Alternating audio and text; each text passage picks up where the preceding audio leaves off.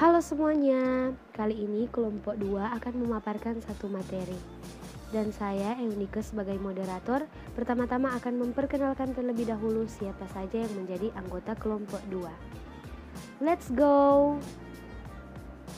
Jadi yang pertama ada Tasya Kala, yang kedua Miriam Kamasi, yang ketiga Tamariska Sanger, yang keempat saya sendiri Eunike Pio, dan yang terakhir Christian Timotius. Jadi kelompok kami di sini akan memaparkan materi tentang tipografi. Pertama-tama kita harus mengetahui apa itu tipografi. Tipografi ada dan dapat kita lihat di mana saja. Tipografi ada di buku-buku yang kita baca, di situs web yang kita kunjungi, bahkan dalam kehidupan sehari-hari, pada papan jalan, kemasan produk, dan lain-lain. Tapi apa sebenarnya tipografi itu? Sederhana saja. Tipografi adalah gaya atau tampilan teks. Huruf dan tulisan memiliki arti amat penting bagi manusia. Bahkan yang namanya peradaban atau masa sejarah ditandai dengan peristiwa dikenalnya tulisan oleh manusia.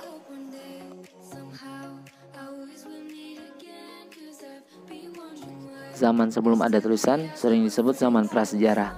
Kalau Anda melihat ke buku atau ke layar komputer Anda akan melihat huruf dan tulisan di jalan, di pakaian, di mobil, dan di pesawat terbang. Bahkan di gua-gua purbakala Anda bisa menjumpai tulisan. Next, tipe atau typeface dan font.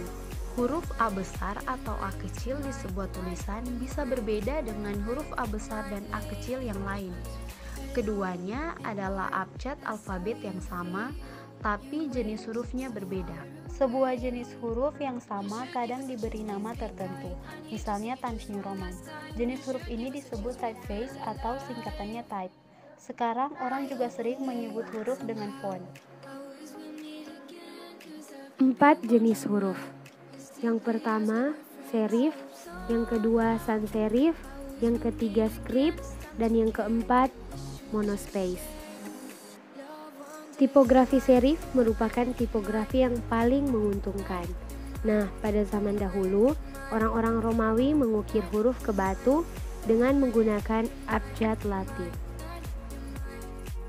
Berikutnya ciri-ciri serif. Memiliki sirip atau kaki.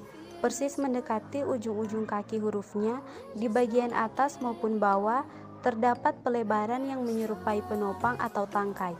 Kesan yang ditimbulkan adalah klasik, anggun, lemah, gemulai, dan feminim. Selanjutnya adalah sans serif.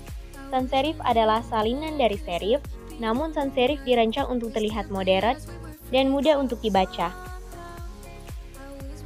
Berikutnya adalah ciri-ciri dari sans serif. Tidak, tanpa sirip, dan serif, dan memiliki ketebalan huruf yang sama atau hampir sama. Kesan yang ditimbulkan oleh huruf jenis ini adalah modern, kontemporer, dan efisien. Selanjutnya adalah script. Tipografi script sering meniru tampilan teks tulisan tangan, meniru ketebalan bervariasi dan fluiditas. Penampilan mereka lebih santai dan informal, sering memberikan nuansa seperti kerajinan tangan yang personal. Script biasanya sangat dekoratif, jarang digunakan untuk paragraf teks panjang. Apa itu monoscape? Seperti namanya, masing-masing karakter huruf dan tanda baca jenis monoscape menepati horizontal lebar yang sama. Mesin T, komputer awal, dan terminal sering digunakan monoscape jenis. 4 prinsip tipografi. Yang pertama, legibility, yang kedua, readability, yang ketiga, visibility, yang keempat, clarity. Oke, sekian dulu dari kelompok kami. Semoga materi yang telah kami paparkan dapat membantu dan menambah pengetahuan baru bagi teman-teman semua. See you next time, bye!